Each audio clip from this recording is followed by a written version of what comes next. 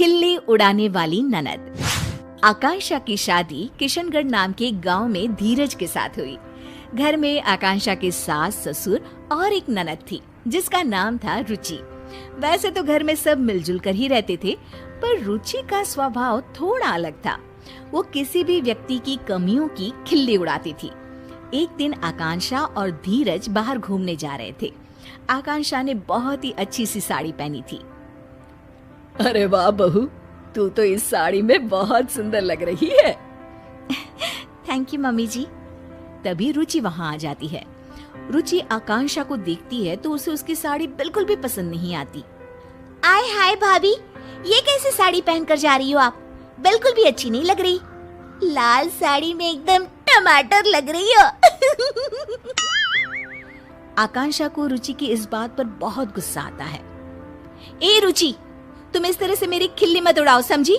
छोटी हो छोटी ही रहो। मैंने तो जो कहा सच ही कहा। जैसे कि ये जो झुमके पहने हैं ना, इतने भारी। ध्यान रखना भाभी, कहीं कान ही ना कट जाए। आकांक्षा ये बात सुनकर और भी गुस्सा हो जाती है। धीरज बात संभालने की कोशिश करता है। चलो आकांक्षा, फिल्म के लिए लेट हो रहा है। मुझे नहीं जाना कोई फिल्म देखने। आकांक्षा नाराज होकर अपने कमरे में चली जाती है। उसके जाने के बाद सब रुचि को डांटते हैं। रुचि, तुम्हें बिल्कुल भी तमीज नहीं है कि किससे क्या बात करनी चाहिए। बस हर किसी का मजाक उड़ाती रहती हो। मैंने क्या कहा भैया? मुझे तो सच में भाभी के कपड़ों पर हंसी आई। फिल्म देखने से ज्यादा लग रहा था जैसे किसी शादी में जा रही थी।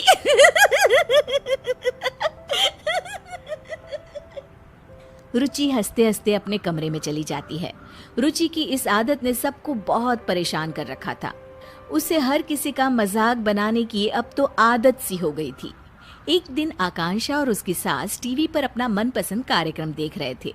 तभी वहाँ रुचि आ जाती है। क्या आप दोनों बेकार के सास बहू के सीरियल्स देखती रहती हो? कुछ समझदारी वाले भी सीरियल्स देख लिया करो ना। हमारी मर्जी है, हम कुछ भी देखें, तुम्हें उससे क्या?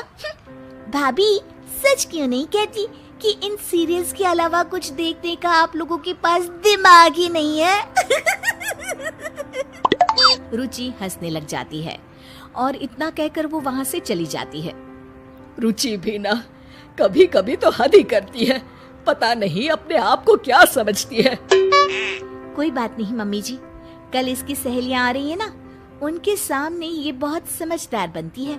अच्छा सबक सिखाएंगे इसको। तुम सही कह रही हो बहू, सबक तो इसे सिखाना ही होगा। अगले दिन रुचि की कॉलेज की सहेलियां उसके घर आती है। उनके सामने रुचि बहुत ही अच्छे तरीके से बर्ताव कर रही होती है। मैंने प्रेमचंद की नॉवेल पढ़े हैं। कोमल, गरीबी के ऊपर उन्होंने काफी अच्छी कहानियाँ लिखी है। तुम्हें तो साहित्य कला की काफी जानकारी है रुचि। कल हमारे कॉलेज में साहित्य पर एक वर्कशॉप होने वाला है, तुम चलोगी ना? बिल्कुल चलूंगी कोमल। अरे राधिका, तुम तो कुछ ले ही नहीं रही हो। रुको, मैं तुम्हारे लिए कोल्ड ड्रिंक लेकर आती हूँ। अरे नहीं, मैं खुद ले लूंगी। अरे मैं ले आती हूँ ना, तुम यहीं रुको। रुचि को अपनी सहेलियों से इतने अच्छे से बातें करते देख आकांक्षा अपनी सास से कहती है, ये देखिए मम्मी जी, अपनी सहेलियों के साथ कितना अच्छा बर्ताव करती है। हाँ, बस अपने घर वालों को ही कुछ नहीं समझती।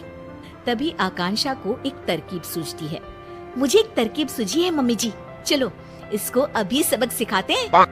अच्छा, चल चल बहू। आकांक्षा सबके लिए नाश्ता लगा रही होती है और जानबूझकर हर चीज को मिला देती है। कोल्ड ड्रिंक को कप में डाल देती है। तभी वहाँ रुचि आती है और रुचि खाने का ऐसा इंतजाम देखकर गुस्सा हो जाती है। अरे भाभी, आप भी ना एकदम गवार की गवार हो। कोल्ड ड्रिंक कप में कौन परोसता है? ओह, मैं अभी ठीक कर देती हूँ रुचि। और ये समोसे और चटनी एक साथ क्यों मिला दिया आपने? कितनी पढ़ाई की है आपने भाभी? रुचि की सहेलियां रुचि को ऐसे बातें करते देख दंग रह जाती है। अरे रुचि, ये क्या तरीका हुआ अपनी भाभी से बात करने का? रुचि अब आकांक्षा का मजाक उड़ाने लग जाती है। ये देखो, ये कोल्ड ड्रिंक चाय के कप में लेकर आई है। रुचि की सहेलियों को इस बात पर बिल्कुल हंसी नहीं आती। रुचि, हम तुम्हें बहुत अच्छी लड़की समझते थे, पर तुम ऐसी होगी हमने तो कभी सोचा भी नहीं था।